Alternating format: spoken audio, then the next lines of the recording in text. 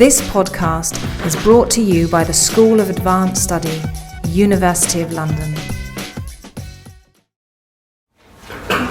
My study of wax dolls, puppets and images of infamy stems from the wider topic of my thesis, a historical and cultural exploration of the voodoo doll.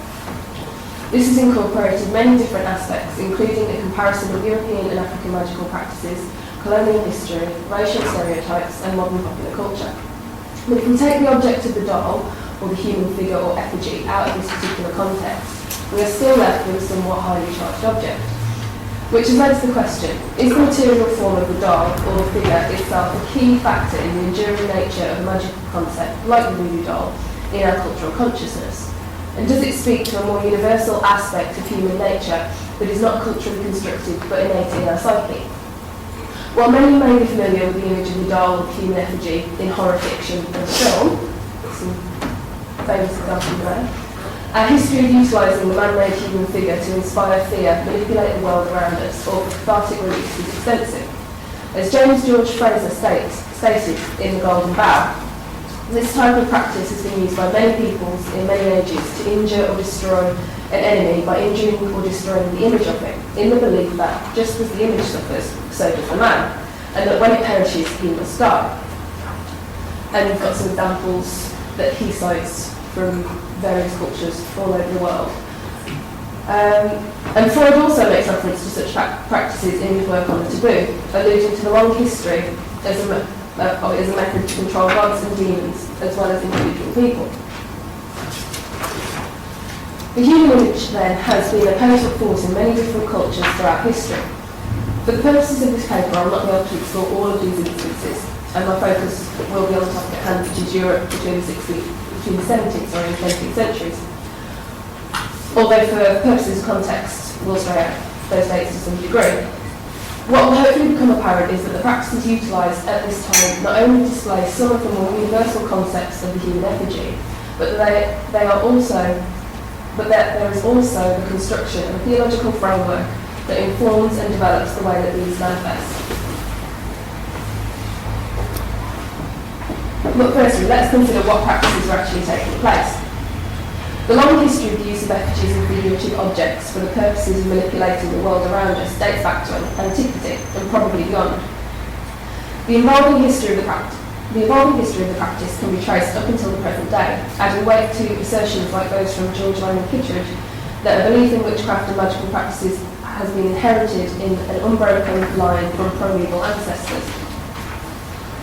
By the turn of the 17th century, witchcraft had become an increasingly fervent issue, and the use of figurative imagery, or the use of using a small figure fashioned out of wax or other material, which was then stuck with pins, thorns, or otherwise destroyed to cause harm to another, was well known.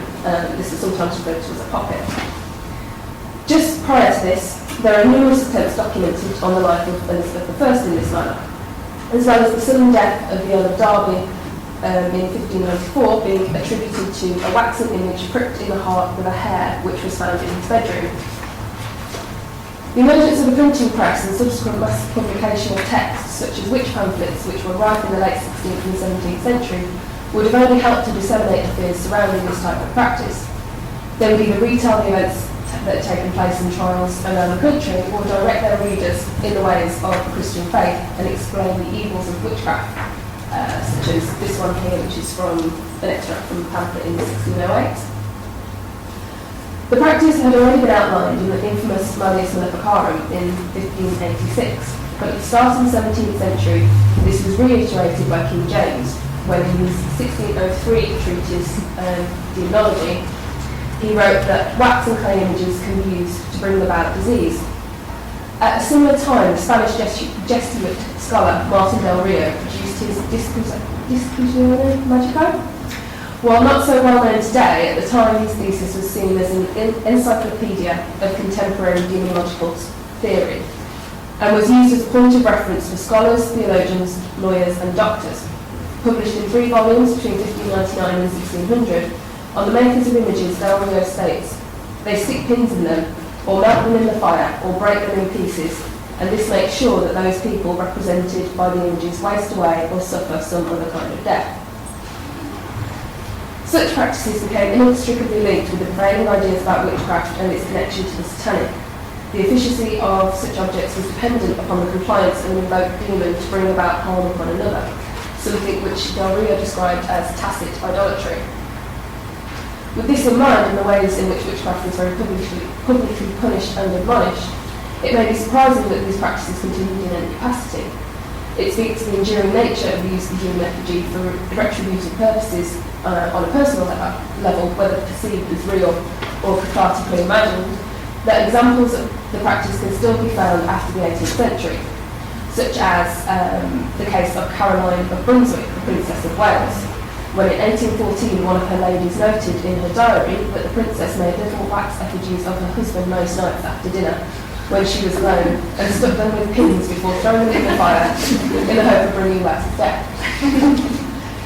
Yet as private modes of retribution, to fully study these types of practices is difficult, often as they were very secretive in execution, leaving little physical evidence other than those contemporarily documented. But this was not the only use of the human figure in effigy at this time. Throughout the 17th and 18th centuries in Europe, the public use of effigy became a significant practice. From antiquity, the process of creating a representation of those of high social status has been a form of reverence and honour, both during life and after. The funeral effigies in Westminster Abbey that were commonly produced for kings and queens from the 14th through to the 17th century attest to this, as does the process of commemoration through image making such as full-size and miniature portraits, engravings, busts and other statuary, suggesting the importance of a physical replica or impression in the act of remembrance. These corporeal effigies were a way of solidifying the reputation of the individual. Such monuments were, and indeed still are, an honour. So it may not be unexpected that an inversion of the reverence for such objects could also be utilised to shame an individual, not just by the state, but also by individuals or groups trying to rouse political change. These particular images are often referred to as images of infamy, yet these do not always take the form of effigy.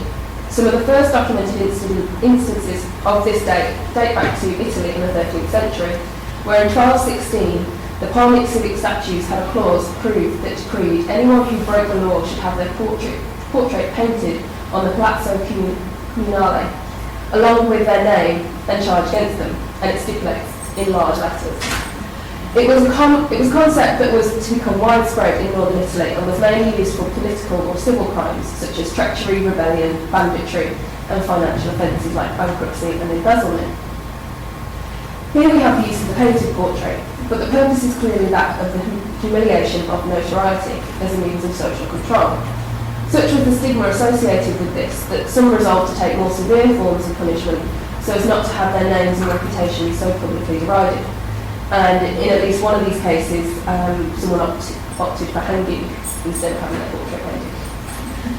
As Freeburg notes, all such punishments may be seen on the simplest level to proceed from the assumption, whether articulated or not, that if one could be honoured by the means of image, one could also be dishonoured by one. These images of infamy were employed until the 17th century, but the process of executio in effigy, a practice whereby a physical replica of an individual was publicly executed in their absence, continued.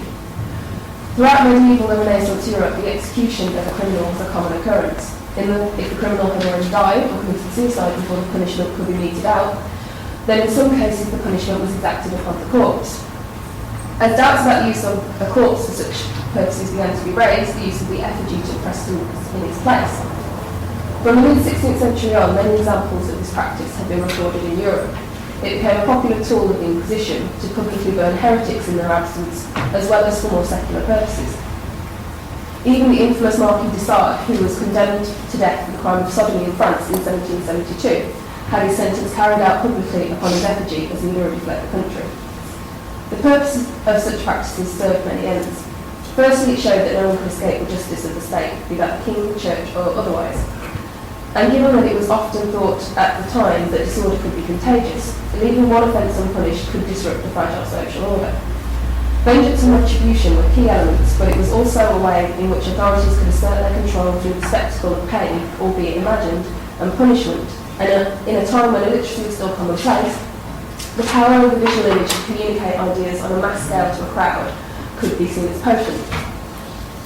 Yet this practice was not limited to those in power, and far from maintaining the social order, it could also inspire riots and uprisings against it. For example, the instance of Pope burning processions in England during the reign of Charles II.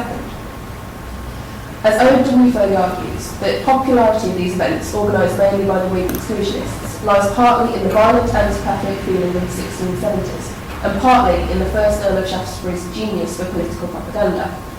The first such case was recorded in 1673, when Charles's brother James made an unpopular marriage to the Catholic Princess Mary of Modena. For almost a decade, these processions took place where the Pope was burned in effigy, gaining popularity around the 17th of November, which was the day that was traditionally used to honour Queen Elizabeth. And you've got a pamphlet there with pictures of the procession. By the procession of 1680, it was almost carnivalesque, with at least 75 people in the procession, which included Protestants in masquerade and platforms carried by several men with tableaus or pageants reenacted on them. In this instance, the Pope was shown with a mistress, but previously he had been depicted with the devil whispering in his ear. The depiction of him here in such a way is surely an indication of the way in which excommunicated figures had been commonly represented by the Church in images of infamy, that is, depicted in the company of devils on bills of excommunication, which were displayed in a variety of public places.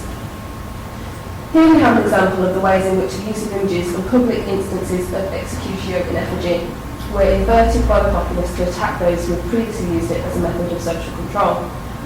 While in one sense they act as a warning to the public not to transgress the social norms when used by authority, for the purposes of protest they act as a rallying point for the crowd. In 1680, as the effigy of the Pope was burned, cries of "No Popery, God bless the King, the Protestant religion, the Church, and the dissenting Protestants whom God unite" were heard.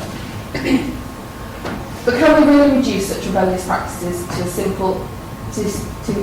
simply an inversion of the previously used concepts of images of infamy or execution in effigy? While they do indeed bear a number of similarities, does this not speak to a wider psychological effect of the effigy or human figure for such purposes? We may think that such scenes don't take place today, but if we compare to the scenes of 2003 and the toppling of Saddam Hussein's statue in Iraq, then the stark similarities make themselves clear. Also, if you do a quick Google search, you'll find many pictures and news reports of effigies of some politicians being burnt. Obama is a very popular one. When the individual themselves is not available, the image of them is a suitable substitute for symbolic retribution. And while this instance was seemingly spontaneous, it represents the way in which we can still find cathartic relief in such actions. The same could also be said for private practice of such ideas. While previously linked with witchcraft, these items are now seen as possibly somewhat of a joke item, but the intent behind them, is it not still the same? And you've got voodoo dolls for your ex-boyfriend, your boss, and then this bigger one is one that was brought to me, and if you can see at the bottom there, those pins, they're about this long, so. And you've got the spell book there as well, which tells you how to get your revenge on Cooper's. Look a second. Perhaps the reverence for such objects is an example of Freud's idea about the motive of death. That is, the double was originally an insurance against the extinction of the self. And it seems likely that the immortal soul was the first living of the body. We construct external images of ourselves in the hope that they may transcend our own body's temporality. This construction is rooted in the need for positive reinforcement of the self, or as Freud puts it, the soil and bound of self-love and primordial narcissism. As we have seen with the effigies created by monarchs and people of high ranking, the figures served as a symbol, after their deaths, of their good reputation. Yet these very same powers of authority utilise the power of the image of the physical likeness to their own advantage, to shame others in the form of images of infamy and executions in effigy. We may see that the power of such objects lies in their innate possibility to endure beyond that of the human body itself, serving as a reminder of our reputation, good or bad. To destroy such an image then, as when an effigy is burned or destroyed, is publicly to eradicate that individual from the community, or at least express the desire to do so. When this is seen in conjunction with specific theological ideas at the time, it becomes clearer why such practices may have gained such prominence. As we've already seen, the Inquisition utilised the use of execution in effigy, but their primary focus was on punishment of the body, especially in a public format. Punishment of the body was not just for those who remained defiant in their false accusation, but also for those who confessed as a means of penance, reiterating and emphasising the symbolic nature of pain as a transformative tool. It acted as a means to remove shame, allowing readmission or opening the door to re-acceptance into society once the pain of penance had been completed. For those whose punishment was death, bodily pain helped purge the sin, enabling the criminal's immortal soul the chance to be saved from the eternal flames of hell. This relationship between religion and the body during this time is a vast subject, and I can only hint at its significance here.